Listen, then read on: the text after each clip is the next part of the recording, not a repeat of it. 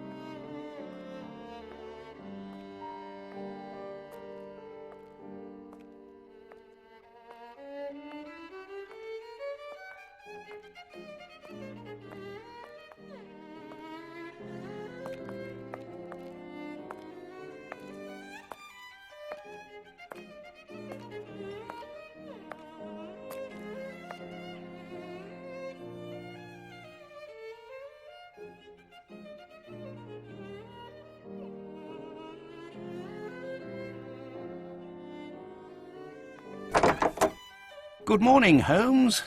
Looks like a typical London day. Fog in the morning, fog in the afternoon. Ha! And here's a surprise, fog in the evening. Good morning, Watson. Can you imagine? I have been at it since 5 a.m. and I scarcely think my list of patients for the day has even been touched. What is more insufferable, I haven't even had a moment with the morning paper. They say the minister will assuredly...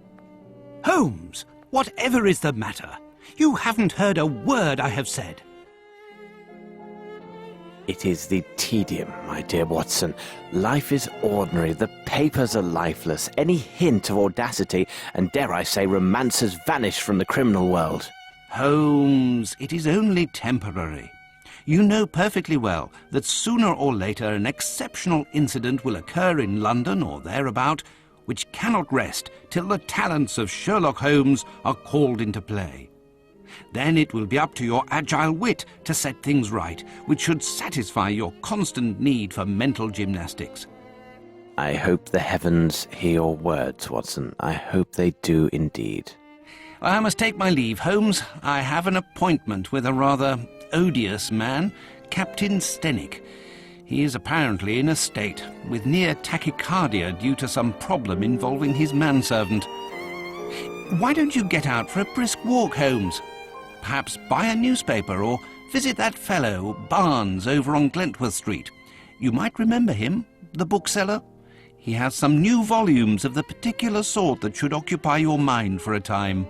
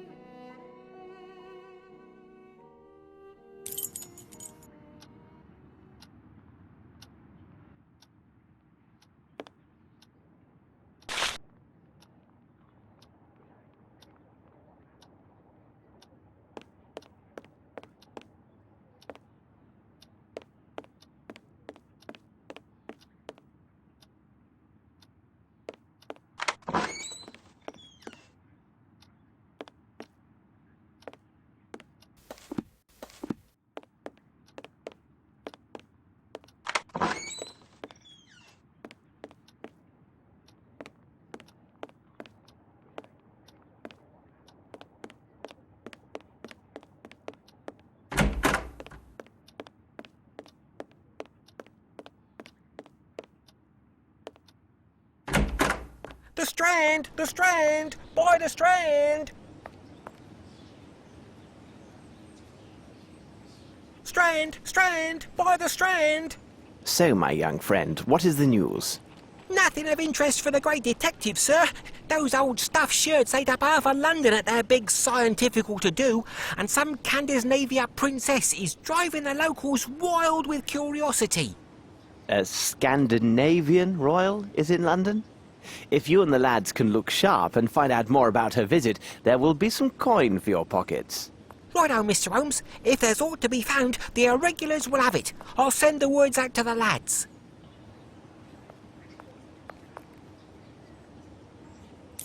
It is necessary to keep my informants in fighting form.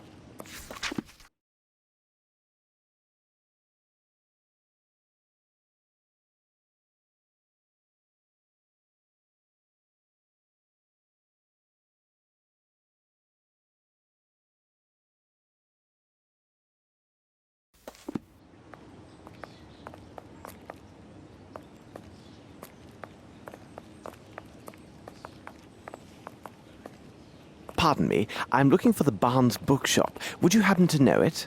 I know the place, know it well, Mr. Holmes. The bookshop is on Glentworth Street. Take your first right and then the next left, and you'll find...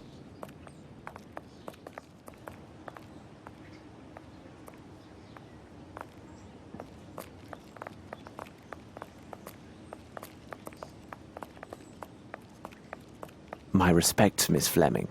Good day, Mr. Holmes.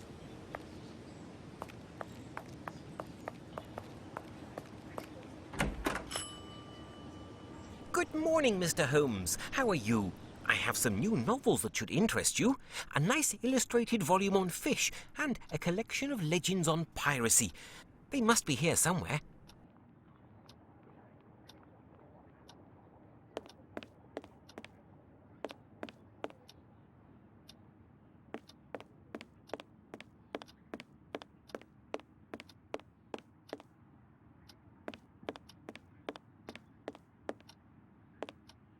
What can I do for you, Mr. Holmes?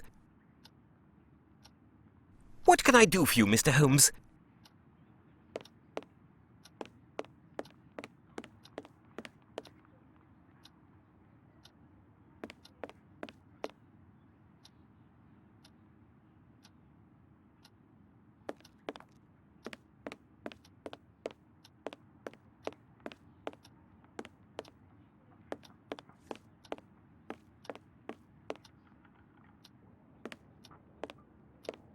Appears to be a trace of shoe leather. Did somebody fall here?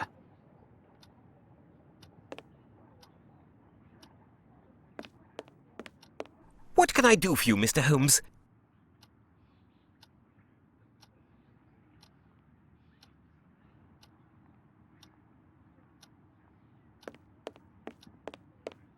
A book about sea fauna.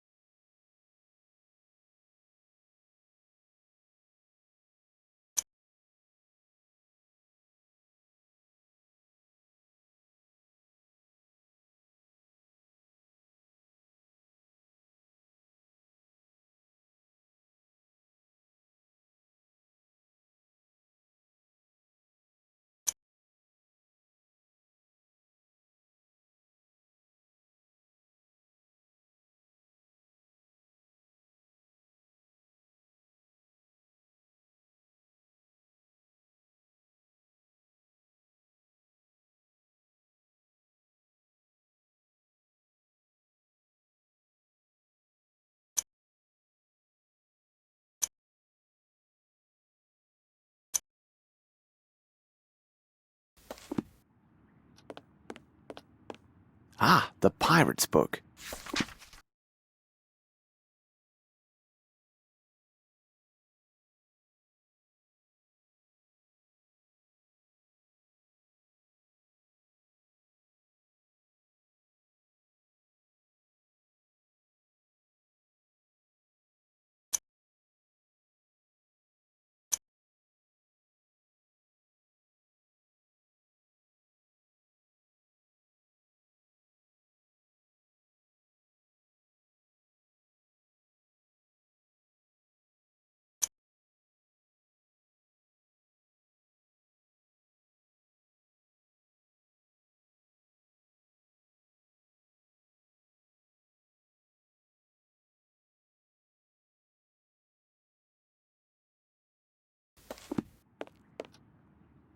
I will take them.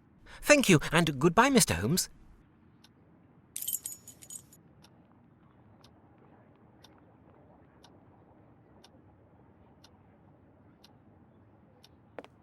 Those flowers need watering. By the way, Barnes, before some misfortune befalls you, I am quite certain Miss Fleming, the flowers saleswoman, would prefer chocolates to a fractured bone. But how could you know that? Indeed, even she, I told no one about this. Other than Dr. Watson, that is. Oh, I see now how it goes. Not at all. Watson would never reveal a confidential matter of professional trust. He did, however, mention your fine shop and your novelties. Knowing his views on classical literature, I doubt there would be any inducements to enter your shop unless it was professional business. What would trouble a man of your age and position, sufficient to require the services of a doctor? I noticed trace of shoe leather on the stepladder and deduced that you no doubt lost your balance, fell, and likely suffered a nasty sprain. As for the flowers, you deliberately let them die and left this sad display open to the public, hoping, no doubt, that their supplier would notice and take great efforts to come and replace them. Also, I know Miss Fleming to be a statuesque woman, so typical of the Scandinavians. I noted that you would likely wear shoes with a higher heel, so that you and Miss Fleming, should she arrive, see more eye to eye. Unfortunately, climbing about on ladders and the like in such shoes is a risky business, isn't it? Indeed, it is, Mr. Holmes. Believe me, Barnes, try chocolates next time. And besides, it requires a bit more than well-heeled shoes to find a proper soulmate. Don't you agree?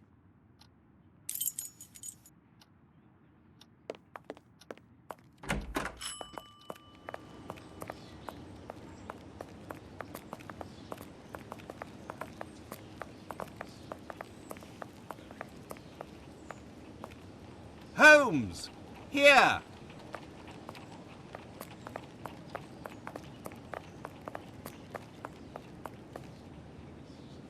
Ah, it's good that I've found you, Holmes.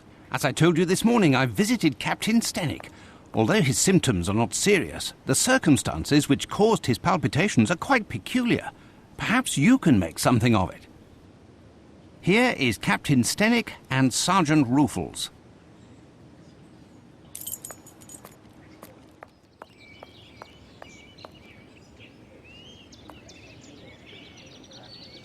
Captain, I understand from Watson you are quite upset. Any man will be the same, and with less provocation. My servant has left in the middle of the night. Damned ungrateful after all I have done for him. To top it off, he knows not one word of English. Finally, if he causes any damage, I will bear the brunt of people's anger and suffer the consequences, as I am the person who brought him to England. How long was he in your employment, and is he accustomed to vanishing in this manner? We returned from Australia more than 5 months ago now. But to his credit, he never left this house before now. He is afraid of the city, as are many inhabitants from open spaces. Could he have stolen something? Upon my word, no. How much money does he have on his person?